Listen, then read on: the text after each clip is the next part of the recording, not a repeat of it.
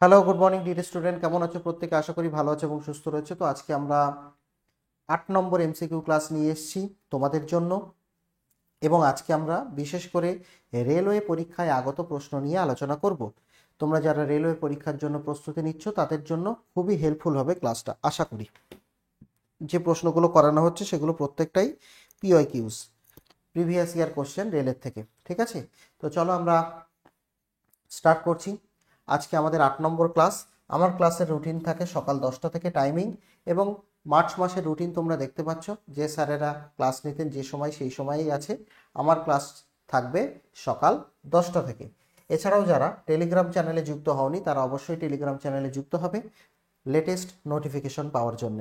চলো আমরা স্টার্ট করছি আজকের আমাদের টপিক শুরু করছি। ঠিক আছে, তো আজকে কোশ্চেন নাম্বার 1। আজকে আমরা সবগুলো পিওয়াইকিউ করব। ঠিক আছে, সবগুলো আমরা আরআরবি পিওয়াইকিউ এর কোশ্চেনই আলোচনা করব। পদার্থের সেই গুণ যার কারণে কোনো বস্তুকে অবস্থান পরিবর্তন করতে বল প্রয়োগ করতে হয়, সেই গুণকে কি বলে? পদার্থের কোন ধর্মের জন্য তার অবস্থান পরিবর্তন করার জন্য আমরা বল প্রয়োগ করি, সেই ধর্মটাকে কি বলে? ভর, ঘনত্ব, ভরবেগ, জড়তা। কোন ধর্মের জন্য কোনো বস্তুর অবস্থান পরিবর্তন করার জন্যে বল প্রয়োগ করা হয়?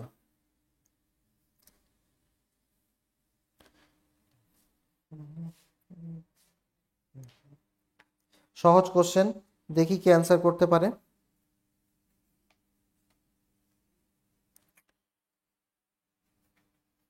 কোনটা হবে সঠিক উত্তর এখানে? সঠিক উত্তর হচ্ছে জড়তা বা জাড্য ধর্ম, তাই না? জড়তা বা জাড্য ধর্ম হচ্ছে এই কনসেপ্টটা কোথা থেকে এসছে? এই কনসেপ্টটা এসছে আমাদের নিউটনের সূত্র থেকে, তাই না? এই কনসেপ্ট এসছে নিউটনস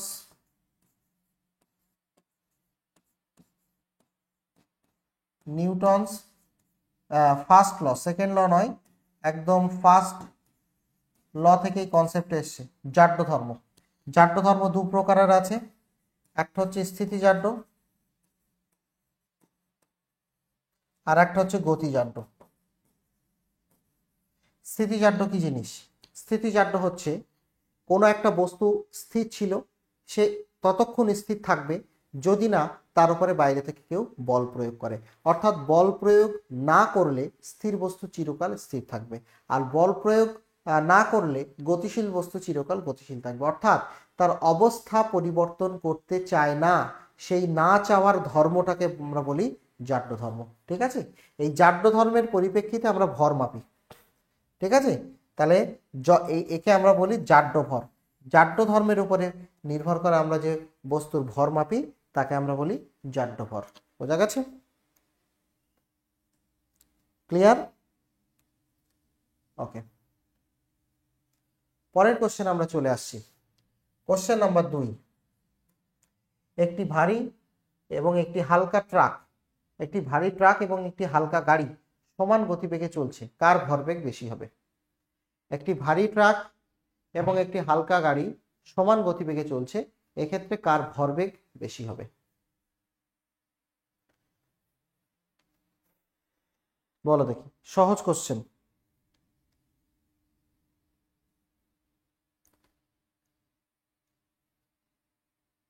ভরবেগ মানে তোমরা নিশ্চয়ই জানো, ভরবেগ মানে ভর ইন্টু বেগ, তাই না? তাহলে দুজনের বেগ একই, তাই না? ভরবেগ মানে কি?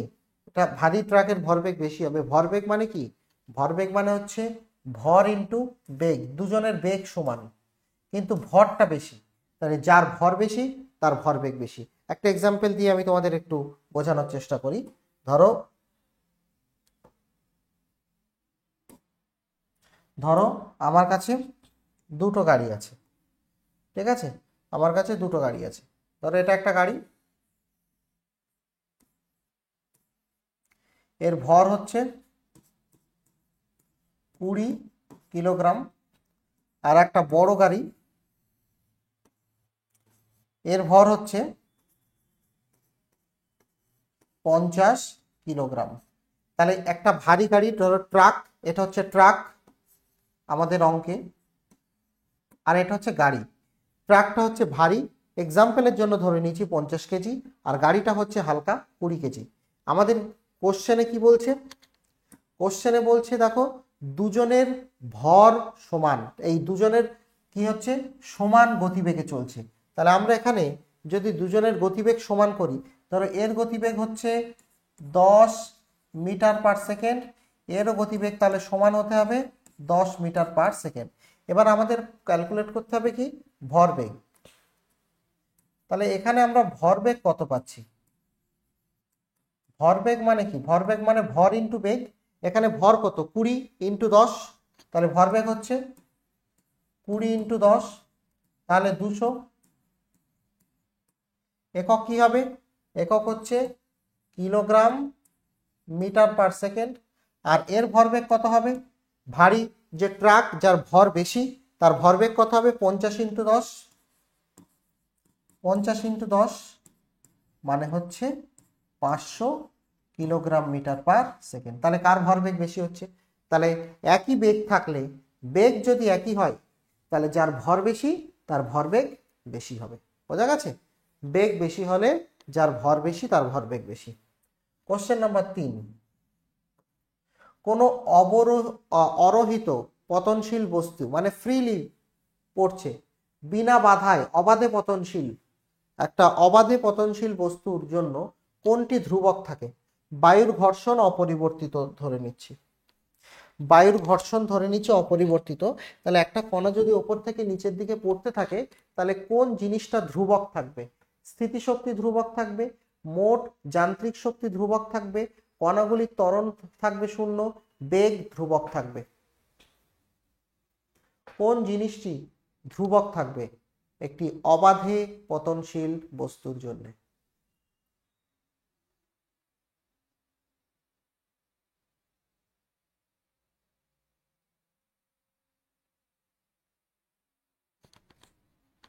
বলো, অবাধে পতনশীল বস্তুর জন্য কোন জিনিসটি ধ্রুবক থাকবে?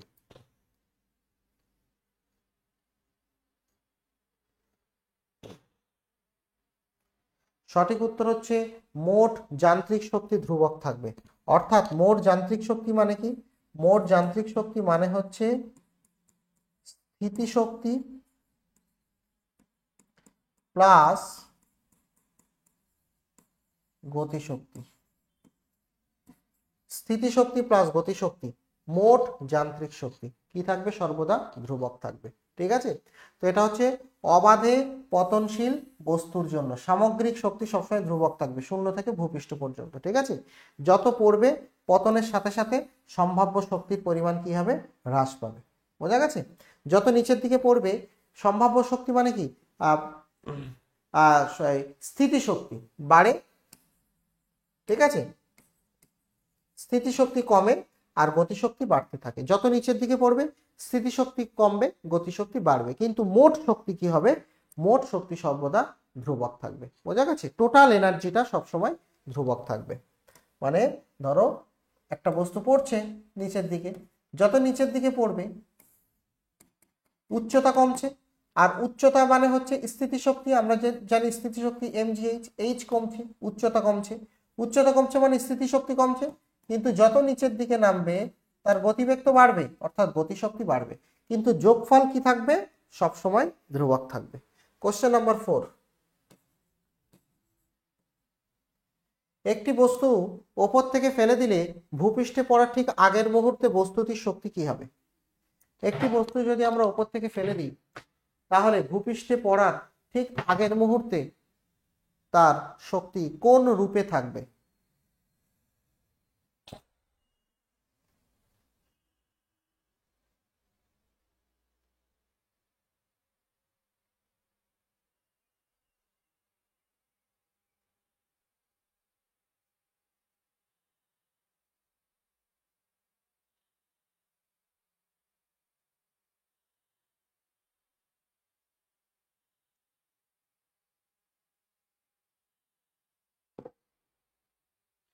একটি বস্তু যখন ওপর থেকে পড়বে, ভূপৃষ্ঠে পড়ার ঠিক আগের মুহূর্তে বস্তুটির শক্তি কোন রূপে থাকবে? এটা খুব সহজ এবং সিম্পল অ্যান্সার। একটু আগে যে ব্যাখ্যাটা আমরা করেছি, এই ব্যাখ্যাটা যদি একটু দেখো তাহলে বুঝতে পারবে। যত ওপর থেকে পড়ছে দেখো, স্থিতিশক্তি কমছে বলেছি পড়ার ঠিক আগের মুহূর্তে, অর্থাৎ বস্তুটা যখন মাটিতে পড়ার ঠিক আগের মুহূর্তে আমরা উচ্চতা, মাটিতে পড়ার আগের মুহূর্তে একদম উচ্চতা কত ধরি? উচ্চতা আমরা ধরি 0, তাই না? তাহলে মাটিতে পড়ার ঠিক আগের মুহূর্তে উচ্চতা যদি 0 হয়, তাহলে স্থিতিশক্তি কত হবে? স্থিতিশক্তি mgh হয়ে যাবে 0, কারণ h 0, তাই mg ইন্টু 0 0। কিন্তু তাহলে সমস্ত শক্তি কোথায় চলে যাবে? সমস্ত শক্তি থাকবে গতিশক্তি হিসাবে। তাহলে পড়ার ঠিক আগের মুহূর্তে সমস্ত শক্তি থাকবে গতিশক্তি হিসাবে। আর একদম সর্বোচ্চ উচ্চতায় এখানে গতিবেগ 0 থাকে। যদি আমরা ছুঁড়ে দিতাম, উল্টো ভাবে ভাবো, তাহলে এখানে এসে বস্তুটা থেমে যেত। তাহলে এখানে তার গতিবেগ কত হতো? এখানে তার গতিবেগ v সমান 0, তাহলে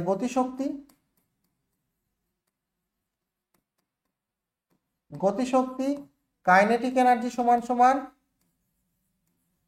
হাফ এম ভি স্কোয়ার সমান 0। গতিশক্তি কত হবে? 0 হবে। তাহলে সর্বোচ্চ উচ্চতায় গতিশক্তি 0 এবং সর্বনিম্ন উচ্চতায় স্থিতিশক্তি হবে 0। তাহলে পড়ার ঠিক আগের মুহূর্তে সম্পূর্ণ শক্তিটা তার কি শক্তি হিসেবে থাকবে? গতিশক্তি হিসেবে থাকবে।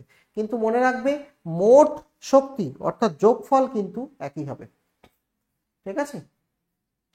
কোশ্চেন নাম্বার 5, একটি গাড়ি বদ্ধ অবস্থায় একটি পাহাড়ের উপরে পার্ক করা আছে। গাড়িতে সব থেকে বেশি কি ধরনের শক্তি জমা আছে? একটা গাড়ি পাহাড়ের উপরে পার্কিং করা আছে, রাখা আছে, সিম্পলি একটা পাহাড়ের উপরে রাখা আছে। তো সমস্ত শক্তি তার কোন শক্তি হিসাবে থাকবে?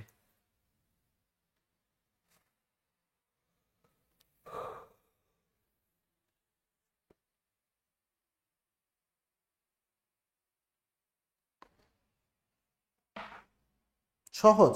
স্থিতিশক্তি আর গতিশক্তির কনসেপ্ট থেকে যদি চিন্তা করো, কোশ্চেনটা কিন্তু সহজ।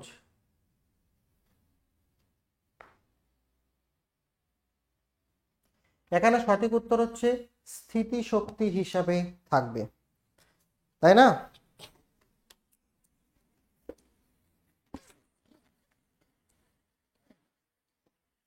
সঠিক উত্তর হচ্ছে স্থিতিশক্তি হিসাবে থাকবে।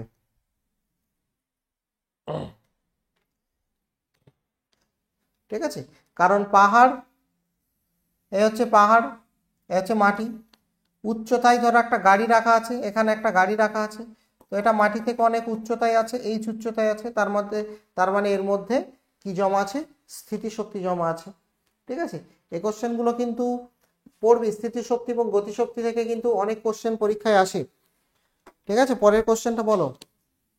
দ্রুত গতিতে আসা একটি বুলেট লক্ষ্যবস্তু বিদ্ধ করে গভীরে চলে যায়, এর কারণ কি?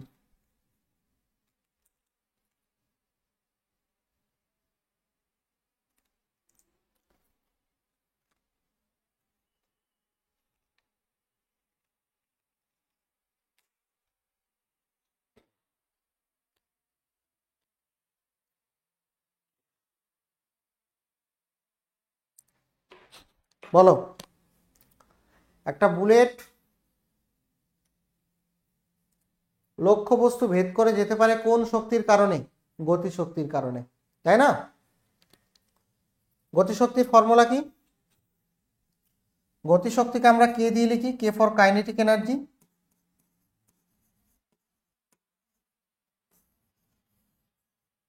Half M V square. ঠিক আছে? Half M V square. তো গতিবেগে চলছে, তার মধ্যে গতিশক্তি আছে, গতিশক্তির জন্য লক্ষ্যবস্তুকে ভেদ করে তার গভীরে চলে যায়। কোশ্চেন নাম্বার 7 বলো। 1 হর্স পাওয়ার বিদ্যুৎ শক্তি কত ওয়াটের সমান? খুব সহজ কোশ্চেন এবং খুব কমন কোশ্চেন। 1 হর্স পাওয়ার বিদ্যুৎ শক্তি কত ওয়াটের সাথে সমান?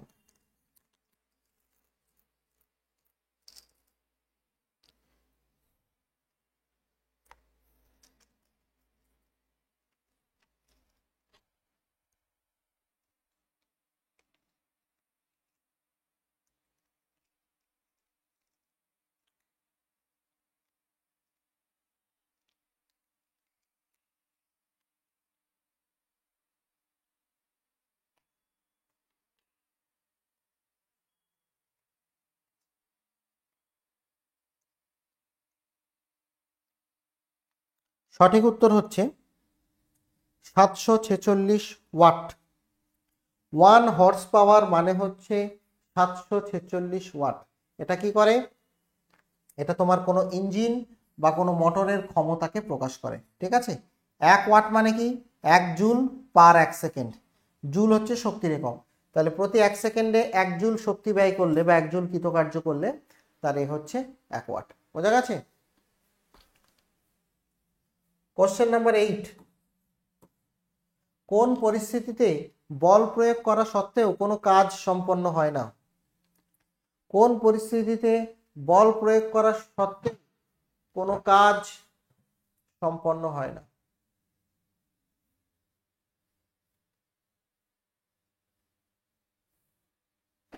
এখানে 90 ডিগ্রি অপশনটা আমি একটু চেঞ্জ করে দিচ্ছি, দুটো ওভারল্যাপ হতে পারে।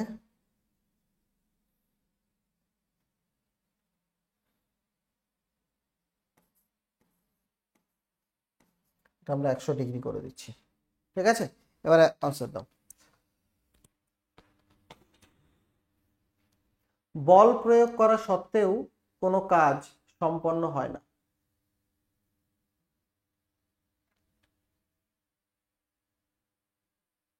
সঠিক উত্তর কোনটা হবে?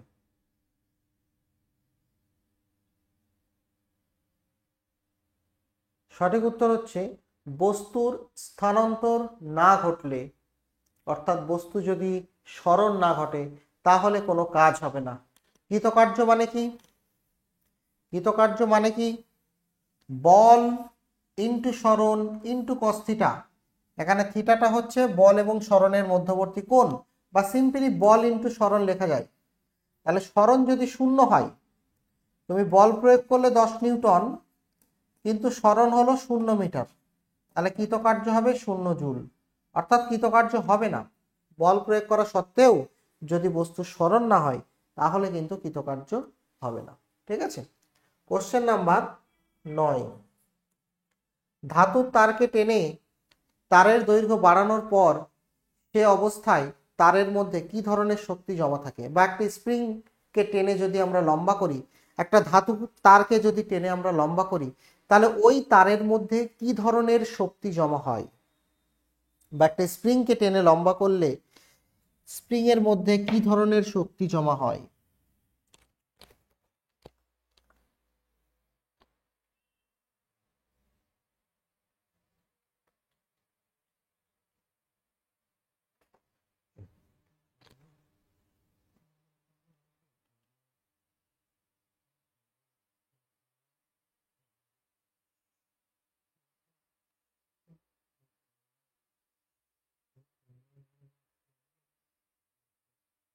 বলো। একটা তারকে টেনে লম্বা করলে তার মধ্যে কি ধরনের শক্তি জমা হয়? সঠিক উত্তর হচ্ছে এলাস্টিক স্থিতিশক্তি, অর্থাৎ স্থিতিস্থাপক স্থিতিশক্তি। এলাস্টিক মানে হচ্ছে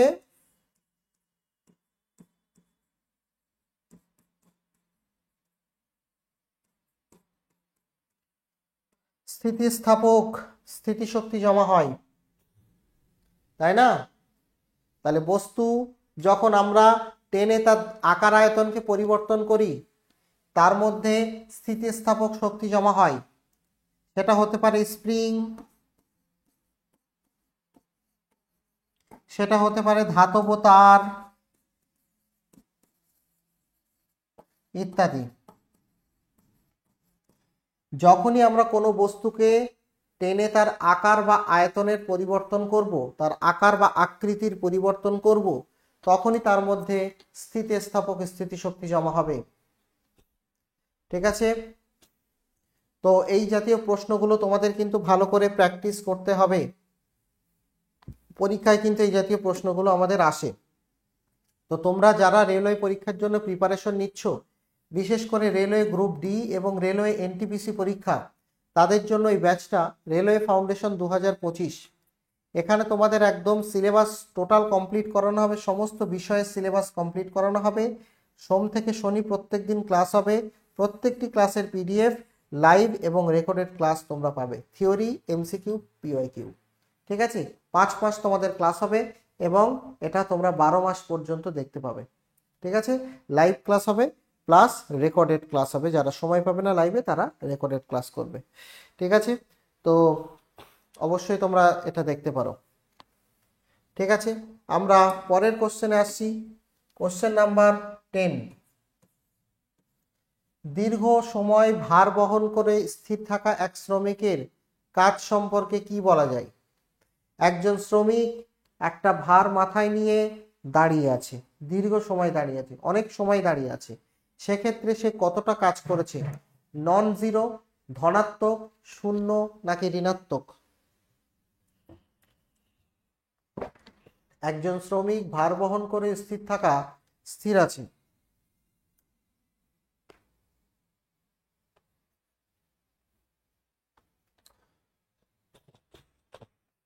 তার কাজ সম্পর্কে আমরা কি তথ্য দিতে পারি?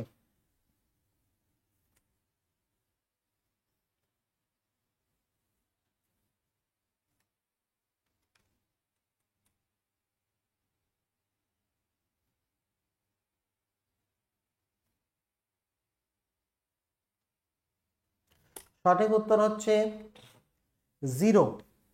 সে তো স্থির আছে, শ্রমিক তো স্থির আছে, স্থির থাকলে তার সরণ কত হবে?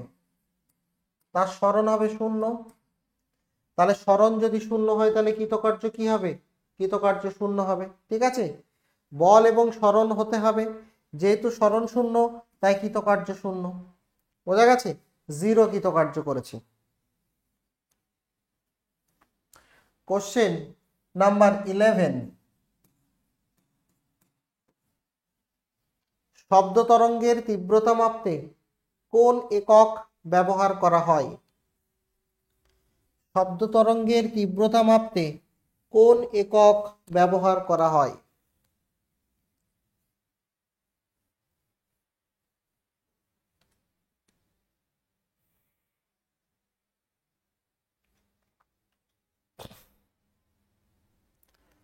কত জোরে শব্দ হচ্ছে এটা পরিমাপ করার জন্য আমরা কোন একক ব্যবহার করি?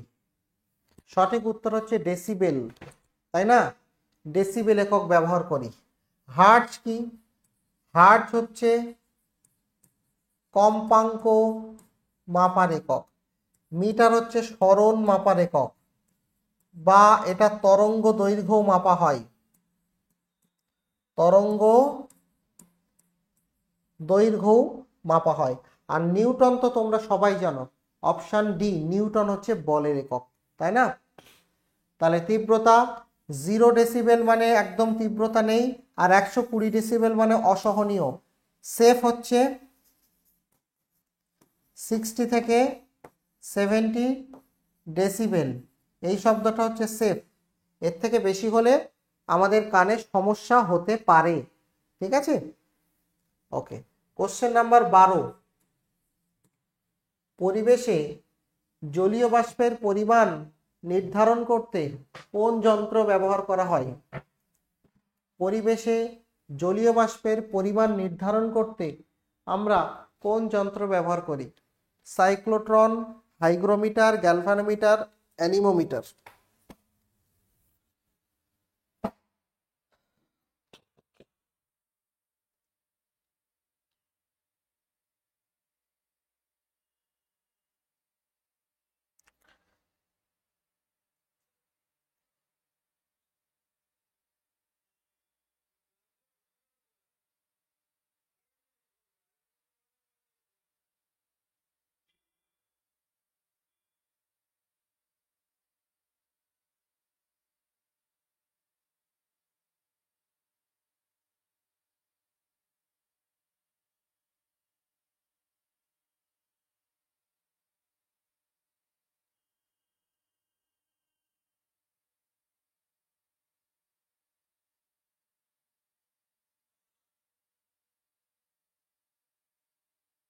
সঠিক উত্তর হচ্ছে হাইগ্রোমিটার।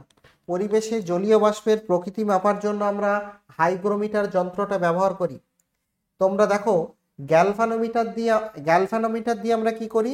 গ্যালভানোমিটার অতি ক্ষুদ্র কারেন্ট মাপার জন্য ব্যবহার করা হয়। আর অ্যানিমোমিটার যেটা, এটা বায়ুর গতিবেগ পরিমাপ করার জন্য ব্যবহার করা হয়। আর বাতাসের জলীয় বাষ্প এটা হাইগ্রোমিটার দ্বারা পরিমাপ করা হয়। এখন আমার প্রশ্ন হচ্ছে সাইক্লোট্রন যন্ত্র দ্বারা আমরা কি পরিমাপ করি? বড় সাইক্লোট্রন যন্ত্র দ্বারা আমরা কি পরিমাপ করি? সাইক্লোট্রন যন্ত্রের সাহায্যে আমরা কি পরিমাপ করি বলো দেখি, কেউ বলতে পারবে? দেখো, সাইক্লোট্রন যন্ত্র দিয়ে আমরা যেটা পরিমাপ করি সেটা মানে কিছু পরিমাপ করা হয় না, এটা হচ্ছে পারমাণবিক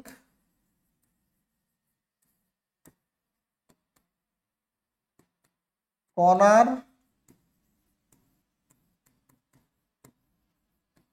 গতিবেগ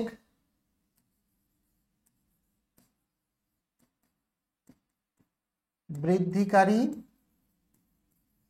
যন্ত্র।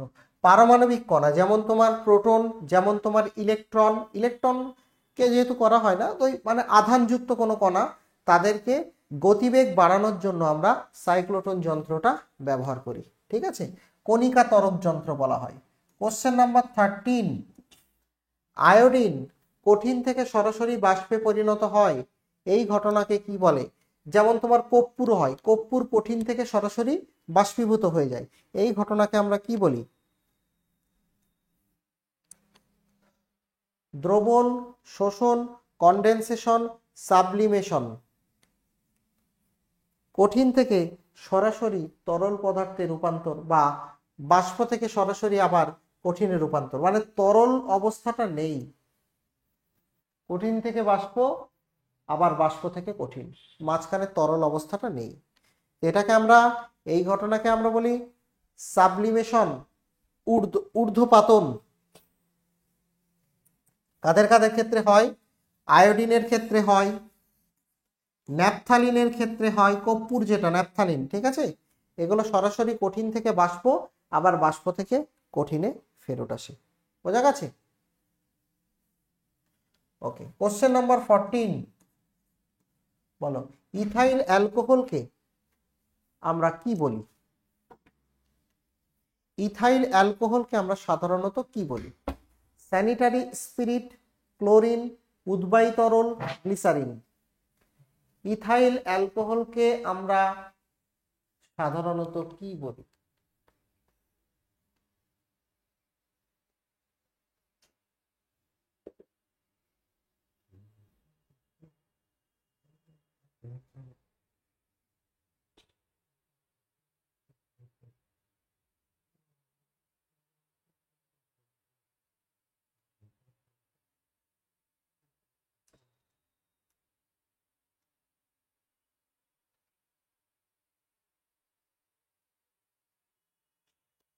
ইথাইল অ্যালকোহল হচ্ছে এক প্রকারের উদ্বায়ী তরল। ইথাইল অ্যালকোহল হচ্ছে এক প্রকারের উদ্বায়ী তরল, ঠিক আছে। এটা পানীয় অ্যালকোহল তৈরিতে ব্যবহার করা হয়, যেগুলো খায় মদ্যপান তৈরিতে ব্যবহার করা হয়। আবার এটাকে জীবাণুনাশক হিসাবেও আমরা ব্যবহার করতে পারি। এর সংকেত হচ্ছে C6 এই C2H5OH, এটা হচ্ছে ইথাইল অ্যালকোহলের সংকেত। এটা পানীয় হিসাবে, পানীয় অ্যালকোহল তৈরিতে ব্যবহার করা হয়, আবার এটা এক প্রকার উদ্বায়ী তরল, ঠিক আছে। কোশ্চেন নাম্বার 15, টর্চের আলোতে কোন কণিকামূলক ধর্ম দেখা যায়? ব্রাউনীয় চলন, টিন্ডাল ক্রিয়া, পদার্থের সম্বন্ধন, মেরুকরণ। টর্চের আলো যদি আমরা কোনো মাধ্যমে ফেলি, সেই মাধ্যমে যে ছোট ছোট পার্টিকেল, ছোট ছোট কণাগুলো থাকে, তাদের কোন ধর্মকে আমরা লক্ষ্য করি, তাদের কোন ধর্মকে আমরা পাই?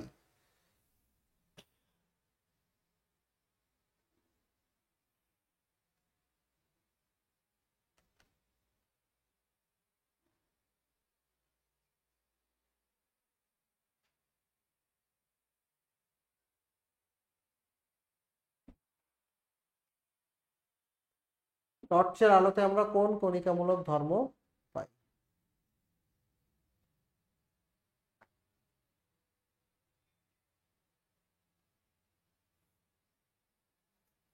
সঠিক উত্তর হচ্ছে টিন্ডাল ক্রিয়া।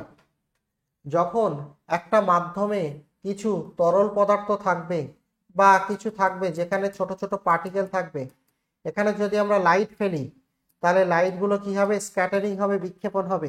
এটাকে আমরা বলি টিন্ডাল ক্রিয়া। ঠিক আছে, তো ওর মধ্যে যে সমস্ত কণাগুলো রয়েছে তাদের সম্পর্কে আমরা অনেক কিছু জানতে পাই।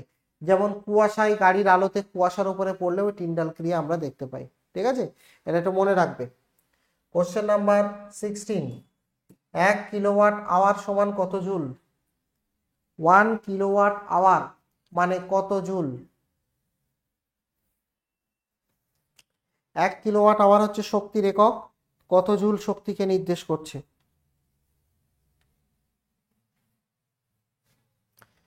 শক্তির বাণিজ্যিক একক, ব্যবহারিক একক, বলো কত হবে?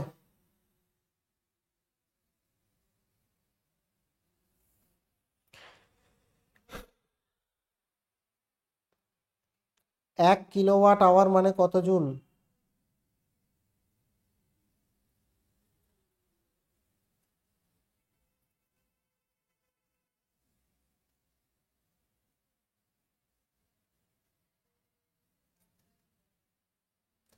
সঠিক উত্তর হচ্ছে option A, 3.6 into 10⁶ joule. 1 kilowatt hour, 1 kilowatt hour এটাকে বলা হচ্ছে 1 BOT unit. 1 BOT unit, board of trade unit. ঠিক আছে, যেটা হচ্ছে তোমার 3.6 ইন্টু 10⁶ জুল, এত জুল শক্তিকে বোঝায়। ঠিক আছে, এর মানে কি 1 কিলোওয়াট ক্ষমতার যন্ত্র, 1 কিলোওয়াট ক্ষমতার যন্ত্র 1 ঘন্টায় যে শক্তি, 1 ঘন্টায় যে শক্তি ব্যয় করে, 1 কিলোওয়াট যন্ত্র 1 ঘন্টায় যে শক্তি ব্যয় করে তাকে আমরা বলি 1 বিওটি ইউনিট। ঠিক আছে, কোশ্চেন নাম্বার 17, ওডোমিটার কোন পদার্থ বা কি পরিমাপের যন্ত্র? বলো, ওডোমিটার কি পরিমাপের যন্ত্র?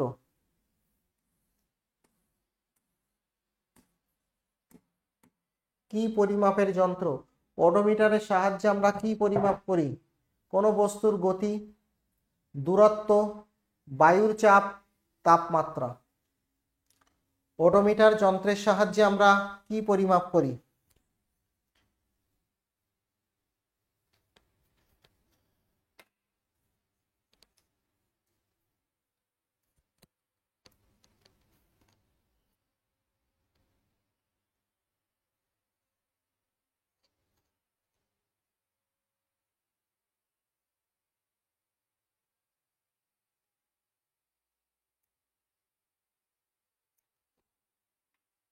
সঠিক উত্তর হচ্ছে দূরত্ব।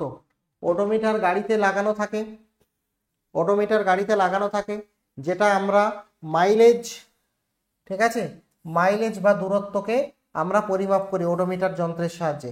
আর যে স্পিডোমিটার, এটার সাহায্যে আমরা গাড়ির গতিবেগ মাপি। আর ব্যারোমিটার মানে তো বায়ুর চাপ মাপি। আর তাপমাত্রা কি দিয়ে মাপা হয়? থার্মোমিটার দিয়ে, তাই না? বায়ুর চাপ ব্যারোমিটার, তাপমাত্রা থার্মোমিটার। তো যন্ত্রগুলো তোমরা একটু পড়ে রাখবে, কারণ যন্ত্রগুলো থেকে কিন্তু প্রশ্ন পরীক্ষায় আসে। ক্লিয়ার? কোশ্চেন নাম্বার 18, সূর্যের আলো কি ধরনের বর্ণালী? সূর্যের আলো কি ধরনের বর্ণালী? সহজ কোশ্চেন। সূর্যের আলো কি ধরনের বর্ণালী? সবার প্রথম বিজ্ঞানী নিউটন দেখিয়েছিলেন যে যদি একটা কাঁচের প্রিজমে সূর্যের আলোকে ফেলা হয়, তাহলে সূর্যের আলোটা বিভিন্ন রঙে ভেঙে যায়। তাহলে সূর্যের আলো কিন্তু বহু রঙা, মাল্টি কালার্ড, অনেকগুলো রঙের সমষ্টি। ঠিক আছে, তো আমরা দৃশ্যমান আলোর মধ্যে 7টা রং থাকে, দৃশ্যমান 7টা রং থাকে। রংগুলোকে আমরা বলি ভিপজিওর, তোমরা নিশ্চয়ই জানো, বেনিয়া সহ কলা বা ভিপজিওর। ঠিক আছে, এই সূর্যের আলোকে আমরা সাদা দেখি এই কারণে, কারণ ওর মধ্যে 7টা রং থাকে। এছাড়াও আরো অনেক রং থাকে, আরো অনেক তরঙ্গ থাকে, কিন্তু আমরা খালি চোখে সেগুলো দেখতে পাই না। বোঝা গেছে? কোশ্চেন নাম্বার 19 বলো, কোন পদার্থের আপেক্ষিক ঘনত্ব 1-এর কম হলে কি ঘটবে? কোন পদার্থের আপেক্ষিক ঘনত্ব যদি 1-এর কম হয় তাহলে কি ঘটবে বলো?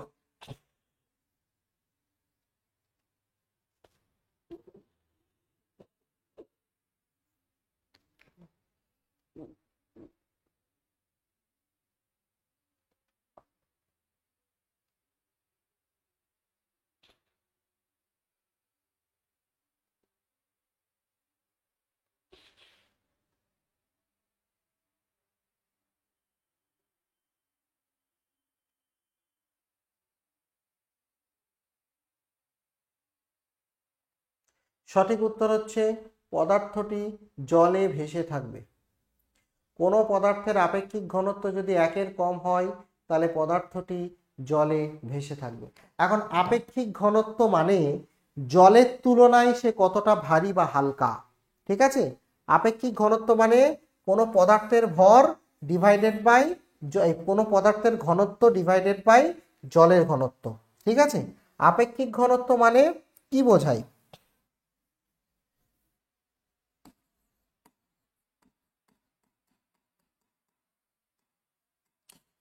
আপেক্ষিক ঘনত্ব মানে বোঝায় পদার্থ জলের তুলনায় ভারী নাকি হালকা। ঠিক আছে, আপেক্ষিক ঘনত্ব মানে বোঝায় পদার্থ জলের তুলনায় ভারী নাকি হালকা, এটাই বোঝায়। ঠিক আছে, তাহলে আপেক্ষিক ঘনত্ব যদি 1-এর কম হয়, 1-এর কম, তাহলে পদার্থ জলের থেকে হালকা, জলের থেকে হালকা। আর আপেক্ষিক ঘনত্ব যদি 1-এর বেশি হয় তাহলে সেটা জলের থেকে ভারী। আপেক্ষিক ঘনত্ব 1-এর কম হলে জলের থেকে হালকা, 1-এর বেশি হলে জলের থেকে ভারী, তাই না? তাহলে সেক্ষেত্রে পদার্থটি যদি 1-এর থেকে কম হয়, জলের থেকে যদি হালকা হয়, তাহলে জলের উপরে ভেসে থাকবে পদার্থটি, তাই না? জলের উপরে ভেসে থাকবে। ঠিক আছে, কোশ্চেন নাম্বার 20, দুধের বিশুদ্ধতা পরীক্ষা করতে কোন যন্ত্র ব্যবহার করা হয়? দুধের বিশুদ্ধতা পরীক্ষা করতে কোন যন্ত্র ব্যবহার করা হয়?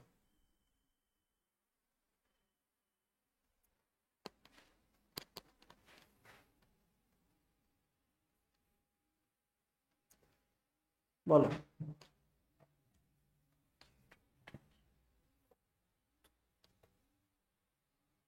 দুধের বিশুদ্ধতা পরিমাপ করতে কোন যন্ত্র ব্যবহার করা হয়?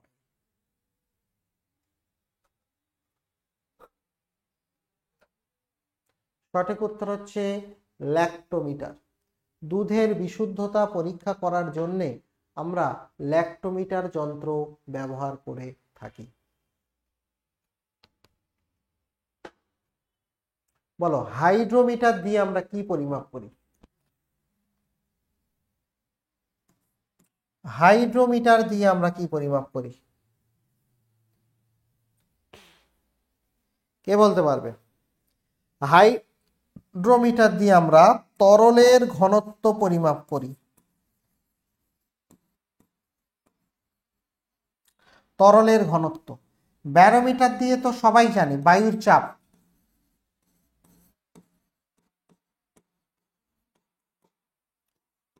হাইগ্রোমিটার দিয়ে তো আমরা জানি আর্দ্রতা পরিমাপ করা হয়, বাতাসের আর্দ্রতা পরিমাপ করা হয়। ঠিক আছে, তাহলে এটা ল্যাক্টোমিটার দিয়ে দুধে জল মিশিয়েছে কিনা সেটা আমরা পরীক্ষা করতে পারি।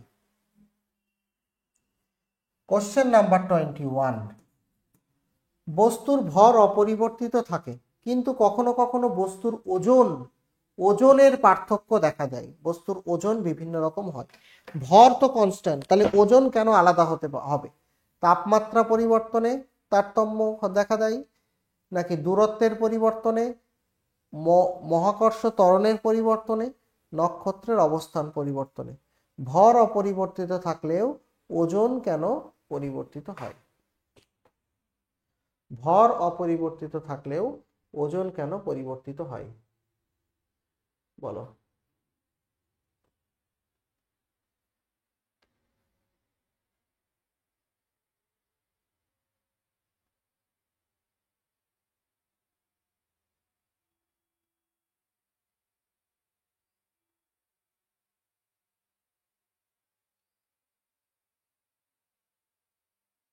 সঠিক উত্তর হচ্ছে মহাকর্ষজ ত্বরণের পরিবর্তনের জন্য।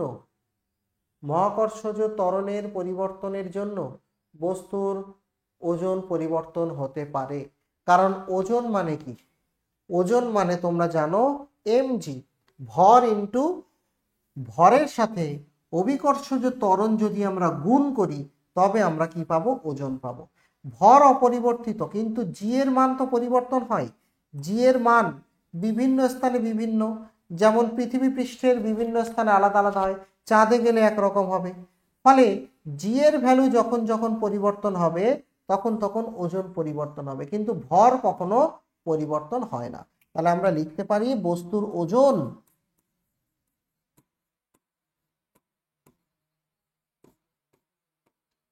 সমানুপাতিক হচ্ছে জি। পৃথিবীর জি বেশি, পৃথিবীতে ওজন বেশি। চাঁদের অভিকর্ষজ ত্বরণ পৃথিবীর থেকে 6 গুণ কম, তাহলে চাঁদে বস্তুর ওজন পৃথিবীর থেকে 6 গুণ কমে যাবে। এরকম ভাবে বিভিন্ন স্থানে জি এর উপরে নির্ভর করে ওজন নির্ধারিত হয়। ঠিক আছে। কোশ্চেন নাম্বার 22, ইলেকট্রিক চার্জের এসআই একক কোনটি?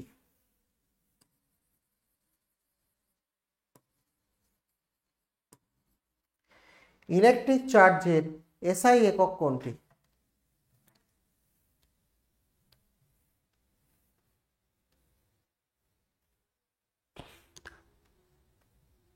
আধানের এসআই একক কোনটি? কুলম্ব। আধানের এসআই একক কোনটি? কুলম্ব। আর আধানের সিজিএস একক মনে আছে? সিজিএস একক হচ্ছে ইএসইউ বা স্ট্যাট কুলম্ব, এগুলো হচ্ছে সিজিএস একক। আর এসআই একক হচ্ছে শুধু কুলম্ব। ভোল্ট হচ্ছে বিভব পার্থক্যের একক, ওহম হচ্ছে রোধের একক, অ্যাম্পিয়ার হচ্ছে কারেন্টের একক। আমরা কি জানি? কারেন্ট মানে হচ্ছে আধান বাই সময়। তাহলে আধান মানে কারেন্ট ইন্টু সময়। কারেন্টের একক হচ্ছে অ্যাম্পিয়ার আর সময়ের একক হচ্ছে সেকেন্ড, অ্যাম্পিয়ার সেকেন্ড। এটা হচ্ছে coulomb, ampere into second. Coulomb লেখা যায় বা অ্যাম্পিয়ার ইন্টু সেকেন্ডও লেখা যায়, কেন কারেন্ট ইন্টু সময় মানেই হচ্ছে কিন্তু আধান। ঠিক আছে, এখানেও লেখা রয়েছে। কোশ্চেন নাম্বার 23, ট্রান্সফরমার বিদ্যুৎ পরিবাহীর কোন শাখায় কাজ করে বা কি কাজ করে? সোজা কথায় বিদ্যুৎ পরিবাহীর কোন বিভাগে কি কাজে আমরা ট্রান্সফরমারকে ব্যবহার করি?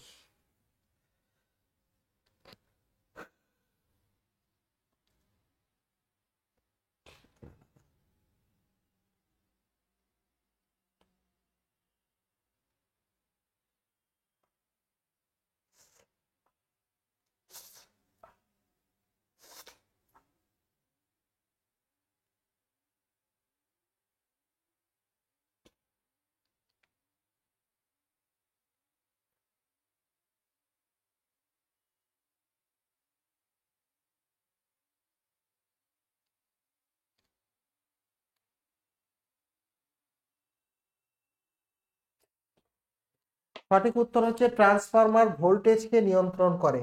ঠিক আছে।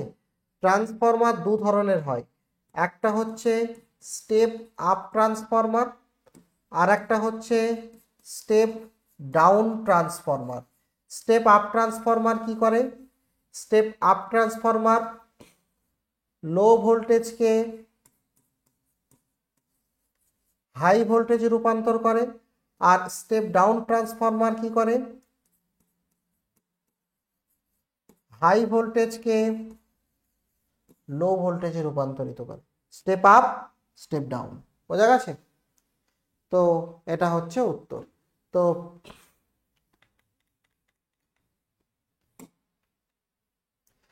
আর এটা সবসময় এসি কারেন্টে কাজ করে, মনে রাখবে। ট্রান্সফরমার সবসময় এসি বা পরিবর্তনশীল কারেন্টে কাজ করে, পরিবর্তনশীল কারেন্টে কাজ করে। ঠিক আছে? এটা ফ্যারাডের সূত্র অনুযায়ী কাজ করে। ফ্যারাডের যে তড়িৎচুম্বকীয় আবেশ, সেই আবেশের সূত্র অনুযায়ী কাজ করে। ক্লিয়ার? Question number 24। রাসায়নিক বিক্রিয়ায় কি স্থায়ী থাকে?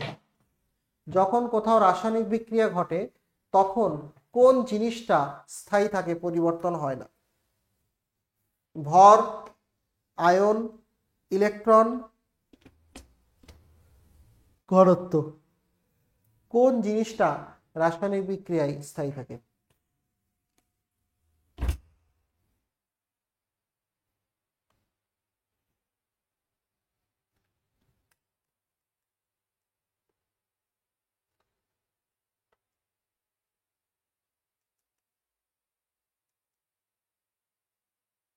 সঠিক উত্তর হচ্ছে ভর।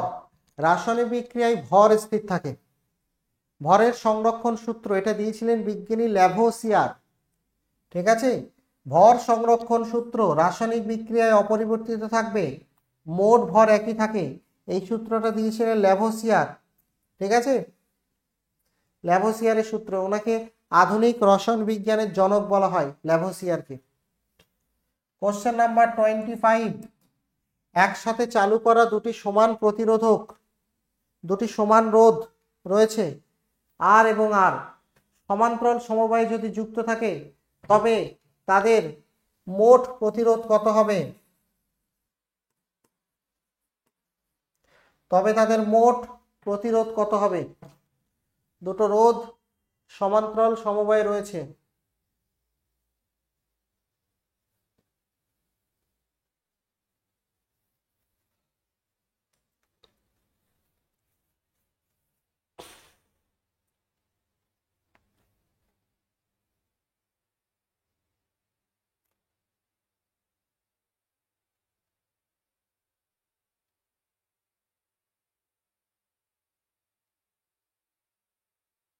সঠিক উত্তর হচ্ছে R/2।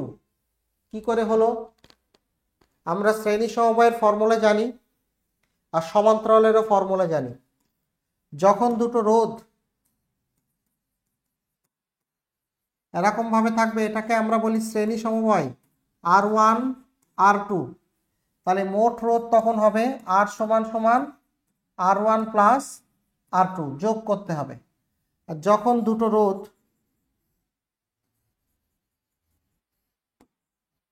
এইভাবে থাকবে R1 R2, তখন সমান্তরাল সমবায় বলে। তখন তুল্য রোধ হচ্ছে 1/R1 প্লাস 1/R2। তাহলে এখানে আমাদের সমান্তরাল সমবায় রয়েছে এবং দুটো রোধের মান সমান। তাহলে মোট রোধ 1/R, R0 লিখছি, দুটোই R, তাহলে 1/R প্লাস 1/R, এটা করলে হচ্ছে 2/R। তাহলে এখানে R0 মোট রোধ হচ্ছে, উল্টে দিলে R/2। ঠিক আছে? এরা যদি শ্রেণীতে থাকতো তাহলে 2R হতো, যদি এরা শ্রেণীতে থাকতো তাহলে কি হতো? 2R। বোঝা গেছে? এটা একটু মনে রাখবে। শ্রেণীতে থাকলে simply R plus R, 2R। তাহলে সমান্তরাল সমবায়ে থাকলে তোমরা এইভাবে করবে, RT মানে টোটাল রোধের ভ্যালু হবে 1/R1 plus 1/R2 plus dot dot dot যদি আরো থাকে। আর শ্রেণীতে থাকলে আর টোটালের ভ্যালু হবে R1 plus R2 plus R3 plus dot dot dot. ঠিক আছে? ফর্মুলাগুলো মনে থাকবে।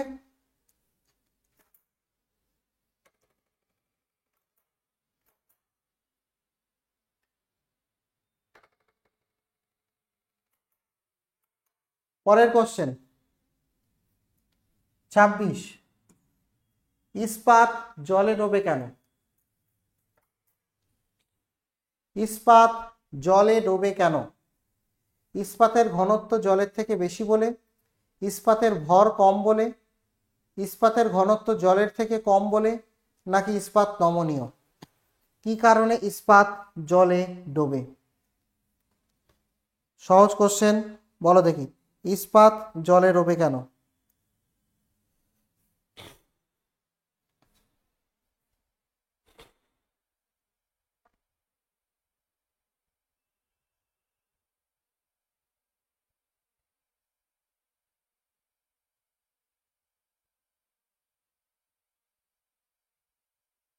সঠিক উত্তর হচ্ছে ইস্পাতের ঘনত্ব জলের থেকে বেশি বলে। বা তুমি এটা দেখতে পারো যে আমরা একটু আগে একটা কনসেপ্ট পড়েছি আপেক্ষিক গুরুত্ব, তাই না? বা আপেক্ষিক ঘনত্ব, তো সেই কনসেপ্ট আমরা বলতে পারি ইস্পাতের আপেক্ষিক ঘনত্ব একের থেকে বেশি। এর যে আপেক্ষিক ঘনত্ব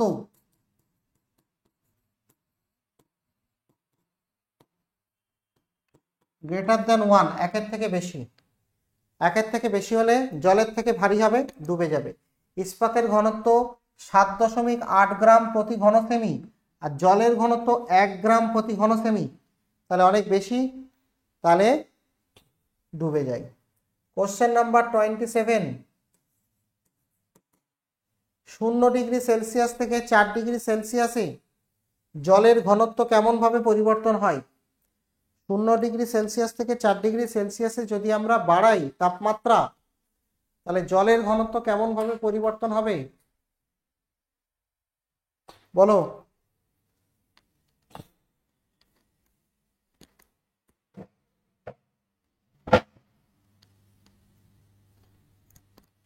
এটা একটা খুব ইম্পর্টেন্ট কোশ্চেন।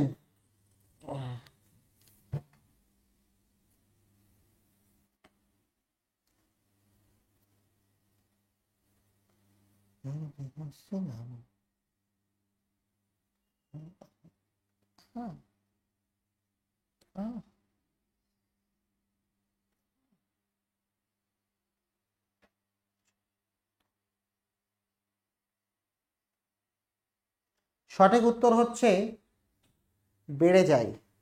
দেখো জলের ঘনত্ব এটা সবসময় মনে রাখবে, ঠিক আছে? এটা সবসময় মনে রাখবে, দরকার হয় নোট করে নাও।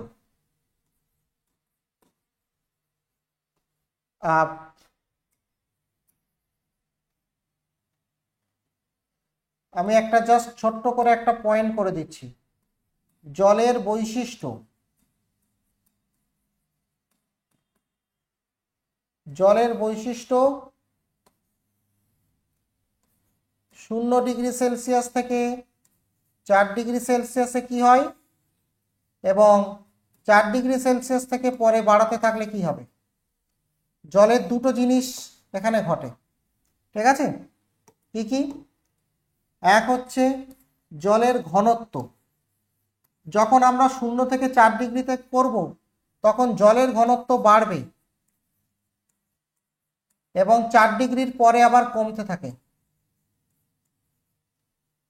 জলের ঘনত্বের কথা যদি আমরা বলি, আর 2 নম্বরে আয়তনের কথা যদি আমরা বলি, আয়তন, তাহলে 0 থেকে 4°তে আয়তন কমে, যেহেতু ঘনত্ব বাড়ে আয়তন কমে, পরে আয়তন বাড়ে।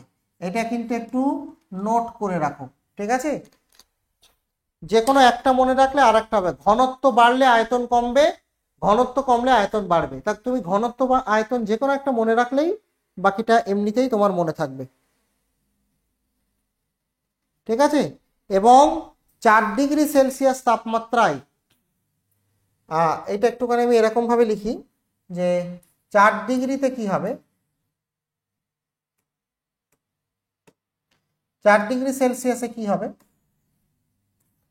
আর 4° থেকে বাড়লে কি হবে।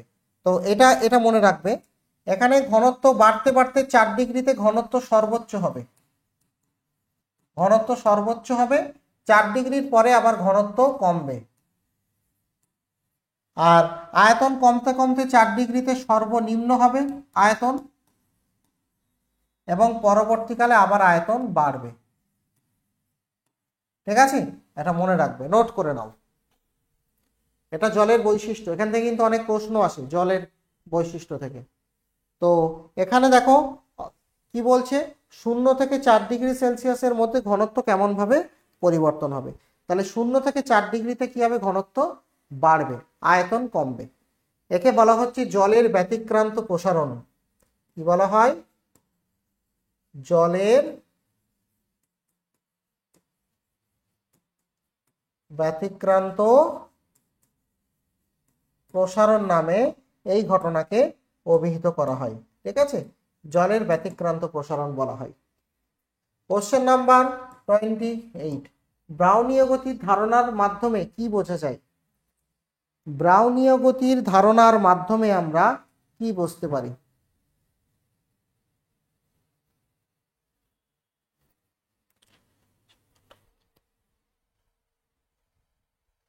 ব্রাউনীয় গতির ধারণা থেকে আমরা কি বুঝতে পারি?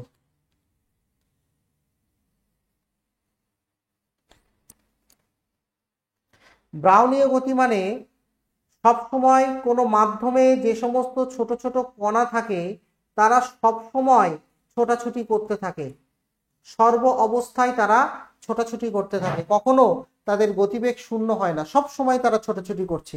এই ঘটনাকে ব্রাউনীয় গতি বলে। অনিয়মিত অনুসঞ্চালন আমরা এটা থেকে বুঝতে পারি যে গ্যাসের অণুগুলো বা পদার্থের অণুগুলো সবসময় চলাচল করে, এটাকে আমরা ব্রাউনীয় গতি বলি। ঠিক আছে, কোশ্চেন নাম্বার 29, সালফিউরিক অ্যাসিডের যদি ভাঙে আয়নিত হয় তাহলে কি হবে? অর্থাৎ সালফিউরিক অ্যাসিড ভাঙলে কি কি আয়ন তৈরি হতে পারে? সালফিউরিক অ্যাসিড ভাঙলে কি কি আয়ন তৈরি হতে পারে? জলে যখন সালফিউরিক অ্যাসিড ভাঙে